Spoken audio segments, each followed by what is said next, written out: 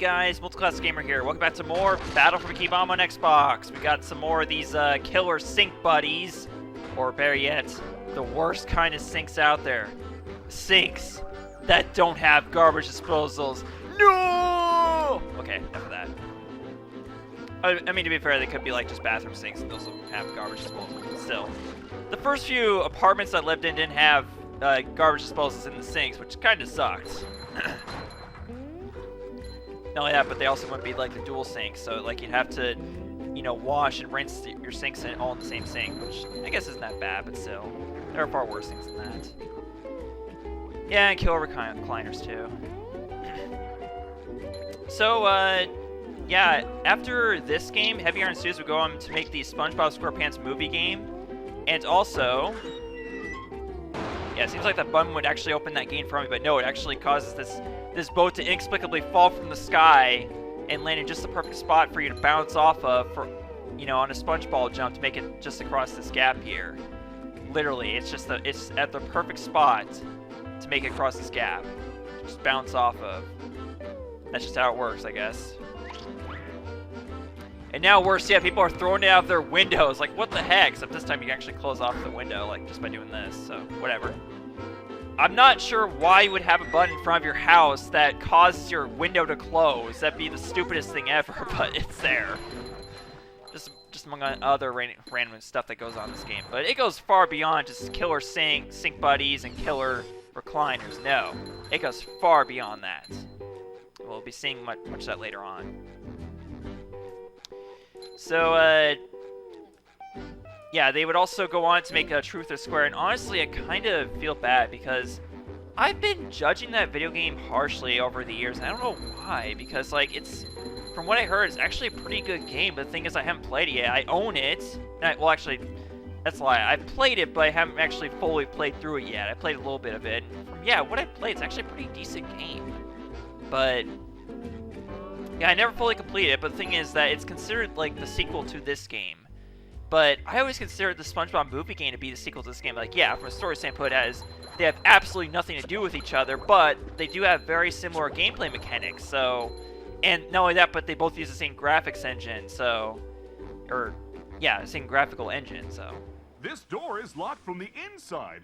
Who would do such a thing? Smart people. Anyone who owns a house doesn't want to get robbed? I don't know, just a hunch, Bubble Buddy. Of course, this is actually the lighthouse, so it actually makes a little more sense to be complaining about, but still. Like, it literally just says, who would do such a thing? As if, like, locking a door from the inside is such a horrible thing to do.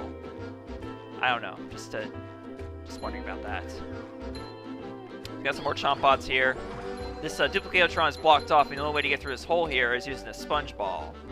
And we've also got a steering wheel right here. But, more importantly, off to the left here, we have the Sea Needle, a representation of the Space Needle from Seattle. And for those of you who don't know, and who didn't watch my original Let's Play this game back in the GameCube version back in 2012, I am from Western Washington, where Seattle's located. So... And I've only been up to Space Needle once in my entire life, and that was on my 20th birthday in 2015. And honestly, I was actually kind of horrified because I'm afraid of heights, to be honest. Ah, there you are, boy. Someone's broken the Sea Needle. That's horrible. The Sea Needle is the cradle of Crochet Corner. Yes, it is. But what's more important is that there are tikis and shiny objects just outside the windows. Mr. Krabs, how can you think of money at a time like this? Easy. I just clear my mind. Money, money, money. Now listen here, boy. You know that I'll give you golden spatulas if you bring me shiny objects. But I'm going to sweeten the deal. If you can break all the tikis here at the Sea Needle, I'll give you a bonus golden spatula. Why would I want to break the tikis, Mr. Krabs? Because they were laughing at you and calling you funny names. What kind of funny names? You know, SpongeBob SquarePants. That's not very funny. No. But they said your mom was ugly. Ugly? All right, Mr. Krabs, break them I shall. You've got a deal. So up until this point, we've been breaking Tikis left and right, so I don't know why SpongeBob now has a problem with it, but yeah, they called SpongeBob's mom ugly, so yeah, we now have a reason to actually do so. And just so you know, for those of you who've never been at the Space Needle, it looks nothing like this on the inside, like nothing like this whatsoever. It's a lot more open, and it's a lot smaller too, but still, it's at least worth going up there at least once at some point in your life. But yeah, once again, we have the bungee jump and kind of the, in my opinion, the annoying sound that SpongeBob makes here. Like, I just don't really care for it. I don't feel like I was really missing out on anything growing up, like as far as that goes. But there you go. Once you destroy all Tikis, then you can just jump back up here. Now, it's a little tough to tell, like, if you actually successfully destroy all Tikis or not, unless you're doing it like in quick succession. And it's also, you need to remember that if you die, all the Tikis and robots reset. So you have to do this mission, you have to start the mission over again if you die at any point.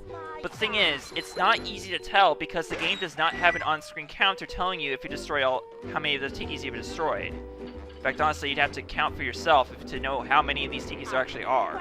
But simply put, it's hard to tell, you know, if you're not familiar with this game, if, you know, the fact that you lose, you have to redo everything if you die. Because the thing is, like, you might be thinking that maybe just because you died doesn't mean that the game doesn't count the Tikis that you've already destroyed. So I don't know. Now, this robot right here is called a Chuck. The thing is, you're not supposed to go here first. You're actually supposed to go to the Downtown Bikini Bottom rooftops. And that's where you actually meet the Chuck robot for the first time. But for some reason, they have it up here, and they have it so that it makes sense to go to the Sea Needle first, before Downtown Bikini Bottom rooftops, which is the last area of Downtown Bikini Bottom, essentially. Because that you oftentimes end up meeting the Chuck before you're actually supposed to, quote-unquote, meet it. But yeah, there's only one indication to tell you that you successfully destroy all Tikis, and there's that doo. I don't know, it's actually kind of hard to describe it. But basically, there's a sound that will play once you've successfully... Well, it plays like pretty much whenever you successfully do any task in this game for the most part. But yeah, once you hear that sound, you'll know for sure that you destroyed all of them. It's that one. So there you go. And on each of the four corners of the Sea Needle, not really corners or sides or anything, it's round, but basically there are four ends of the Sea Needle that you can open up. Good work, boy. Here's the golden spatula, like I promised. And you won't be able to open the south side for a long time. This mission is actually called Come Back with the, well, I don't want to spoil the name of the move, but there's a move that you have to get later on in the game, and you have to backtrack to this area to get. But basically, there's a second golden spatula to get up here in the Sea Needle, and you can't get it until you get that later move. And so with that, that's all there is to the Sea Needle. So let's go ahead and get back down to the streets. For the love of God, please, because I'm afraid of heights. I was literally terrified when I was up there. I just can't help it, okay? I've always had a fear of heights, and I don't judge anyone for having irrational fears, because it's something you can't help, okay? That's just all there is to it. People who don't have irrational fears don't understand, but that's just how it is. You just can't help it. Okay. There's something that goes on in your minds that makes you afraid of that thing, and you don't have any control over it. These jump odds do make it kind of annoying to make it so as a jump, otherwise it's pretty simple to make it through. As long as you go on full speed, then you're good to go. Now, by destroying Duplicatron, you'll actually break through this wall, thus opening up this area so you can go through permanently from here on out without any trouble whatsoever, without having to go through that hole there. So that's all fine and good. But over here we have Gary. What's Gary doing here? It's not an awful long walk. Gary? Meow? Yes, thanks for noticing. I have been working out. Meow. Not done? Doesn't that mean meow?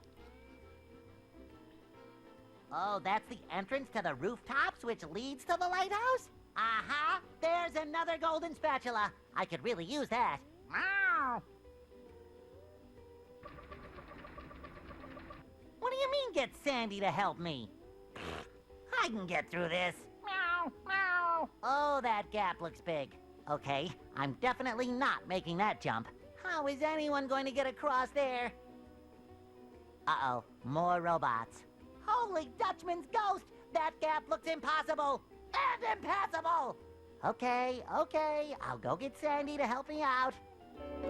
So our main squirrel, Sandy, is the third playable character of this game. This is the second time we've ever played as Sandy. Sandy was one of the playable characters in Operation Cry in one single minigame. But really didn't feel like that special at that time. Not as much as it does in this game. So anyways, yes, we're going to be playing as Sandy for the first time.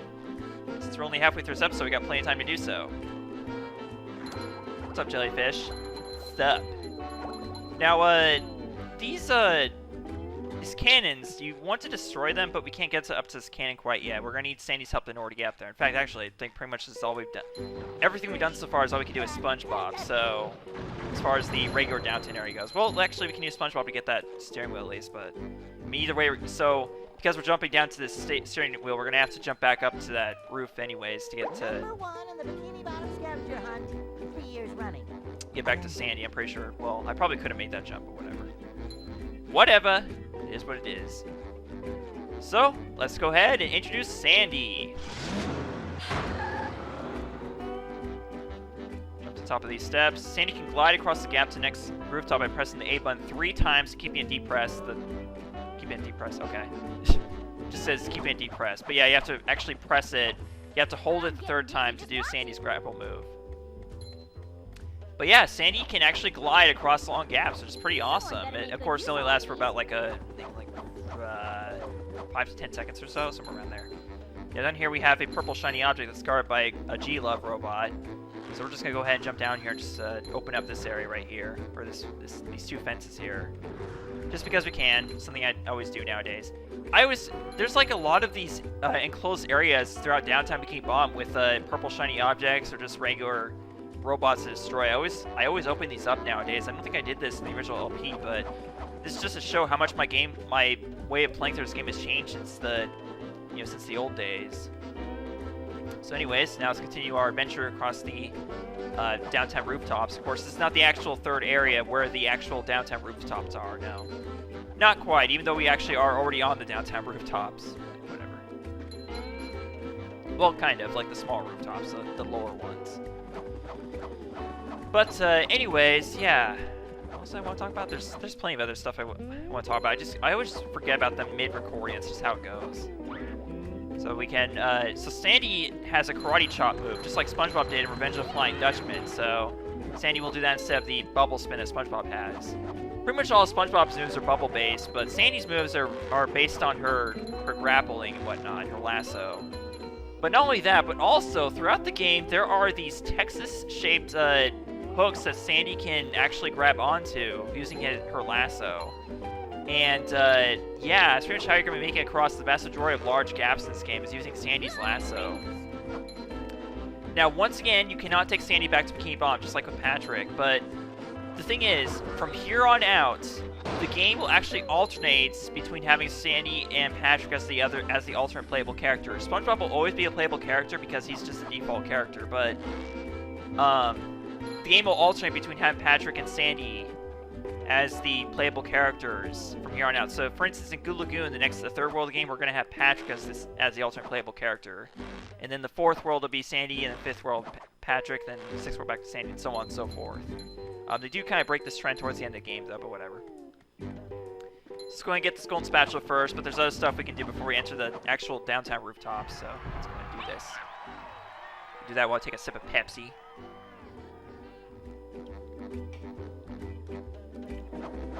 I guess back in 2013 or 2013 now, because yeah, I LP'd this game towards the end, like at the very end of 2012. So the first 2013 LP episode was, this game. I think I was actually fighting Jellyfish, King Jellyfish or something like that when 2013 started. So yeah. Oh, that's right. That's what this box is for. Yeah. Duh. Thank God for shortcuts. This game is awesome like that. So yeah, there's more upper areas we need to get to, such as this platform right here, which has a sock on the back side of it. I used to think there was another sock on top of this building, but no, I was wrong. Don't know why, but yeah, that's why I saw it. So we have another one of these enclosed areas right down here, where this Thunder Tiki is. And And there's another sock we need to get a Sandy before we enter the downtown rooftops. But can you go ahead and open up this fence right here? And as you use Sandy throughout Downtown Bikini Bottom, a lot of these springboards will appear out of nowhere. They just randomly appear whenever you cross over these areas above as Sandy. So for whatever reason they're there, but they're really helpful because they allow you to... They're another shortcut back up to these upper areas that you need to get to Sandy with. So they're hitting blue shiny objects right down there. But more importantly, over in this area, there is a sock on top of that down building. You can't get to that SpongeBob, so that's what Sandy's for. That's what Sandy's here for. Anything you can't do with SpongeBob, you got Sandy. My main squirrel here. So, aside from these 3 SpongeBob games, Heavy Iron Studios would go on to make basically mostly Pixar games. Like they made a game based off Up. There was one based off Ratatouille. There was they made 2 Incredibles games, like 2 games based off the Incredibles, and actually one of them was an unofficial sequel called The Rise of the Underminer. I played that game briefly with a friend back when it first came out, but otherwise I have not played that. I really want to play it at some point. I want to go through all the Incredibles games. I don't even know if there's a game based off the Incredibles too, but yeah, there was an unofficial sequel to the Incredibles in the form of a video game made by Heavy Iron Studios back in 2004. Was it 05? I think it was 05. Because they also made a game based off the, the actual movie, but they also made that sequel game too, which is pretty awesome. But I think that's all there is of Sandy. But if there's anything else, we'll go ahead and add it right here. And we're moving on to Downtown Rooftops. Here we go. Here we go. Oh, wait, wrong character, wrong game, wrong franchise. Hey, Larry, what's shaking? Sandy! Boy, am I glad to see you. I need your help. My TV reception has been terrible lately. I need to have someone replace my old antenna with this shiny new one. Yes, sir. That there antenna is shinier than a $3 bill. Well, why don't you replace it yourself? I'm not really much of a jumper. So, what's jumping got to do with it? Because the old antenna is up there. Woo! That's taller than a glass of Texas iced tea. The robots have blocked off that building, and I can't do all those fancy moves you and SpongeBob do to get across these gaps. All I can do is flex! Yeah, great. So what are you gonna do with the old antenna? Oh, that? It's yours if you replace it with a new one. Well, I have been getting bad TV reception in the tree dome. Okay, Larry, you got a deal. Honestly, I wouldn't mind watching Larry flex. I almost call him Gary, because the 2 names rhyme. So how can you resist, honestly? Yeah, they made... I don't know why, but for some reason, these newer episodes of SpongeBob, they made Larry a lot more... even more likable. Like, he gets a lot more appearances and whatnot, like, mainly in Season 11. Also, he had his own episode, Larry's Gym, back in, Season 9. That episode's pretty awesome, too. But am I the only one who really wants to give Larry a hug? Like, seriously, he just looks like the kind of character you just want to hug, because, like, he's big and buff, and I don't know, there's something about him. Just makes you want to give him a hug.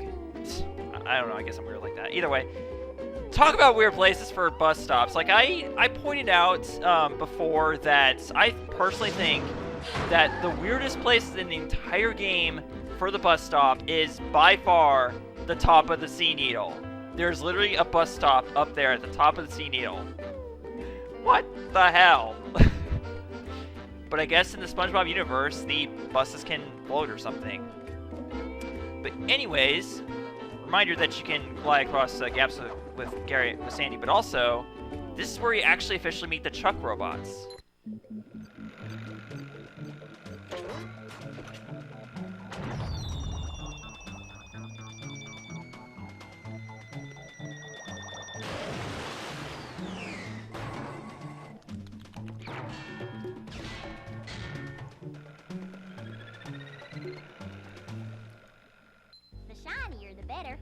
Alright, well, for whatever reason, there's no, like, official notes, well, no sign or whatever around here about the truck robot. Basically, they throw missiles at you. That's all there is to them. There's nothing more to it. And they're destroyed just like that. Now, we haven't quite done it yet, but you can also use Sandy's lasso to defeat robots. We'll be doing that more as we get further to the downtown rooftops. And also up here. I'm getting dizzy just watching. Well, yeah, there we go. There's the first time defeating a robot with the lasso lasso. But also on top of this rooftop, we have a tartar bot and another steering wheel. Here's another one. Yeah, Sandy usually says here another one whenever she collects one of the, one of the MacGuffins for a level. But yeah, because there's MacGuffins in like every single level. I just noticed the mean face on those balls that that spawn the robots that the the Duplicatrons you spew out. So that's pretty funny. Got an advertisement for Kelpo here, and let's see what going off topic here. Like, what are some other games have you made? I forgot. Like, I mean, don't tell me about them in the comments, because I can just look them up, and that's how I know, like, the games I've already pointed out, but still, I'm just trying to think of other games I might have forgot about that they made, but, yeah, up until they left THQ, they made a game, they put out a game every single year, but part of me is wondering, like, if maybe they left THQ just for the fact that THQ would always, like, take all, like, most of the credit for the games they made, but, because that's things, like, since then they haven't had anyone publishing their games for them. They're just an independent game company, so that's what my guess is, but I could be wrong. That's just all speculation for me. I'm sure there's an official statement somewhere that actually clears the waters, but still, that's just my guess at this point before looking up. But yeah, Up, Ratatouille, and the Incredibles games are all I can think about this moment. I think there's maybe Monsters Inc. I think there was Cars. No, did they? I don't know if they made the Cars game, but again, don't tell me because I'm just going to look it up after this video anyways, so anyways. So that's all well and good, but for now, we're going to end things off here. So next time on Battle for Bikini Bottom Xbox, we're going to finish up the rooftops and do that shiny object grinding trick I was telling you guys about. And yeah, for me, that's going to mean, oh boy, I'm going to have to actually leave the game running for a bit, because there's actually... Let's just say that this trick involves you actually leaving the game running for a bit. So, but we'll get more into that later. Thank you guys so much for watching. Goodbye. Hey everyone, thanks for watching this episode of Battle for Bikini Bottom. I'd like to give a special shout out to currently my only patron, JC the Texas Scratcher. If you want your channel featured here or early content, consider supporting me on Patreon. If you like what you see, consider subscribing and clicking the bell to be notified of new episodes. See y'all tomorrow for another video.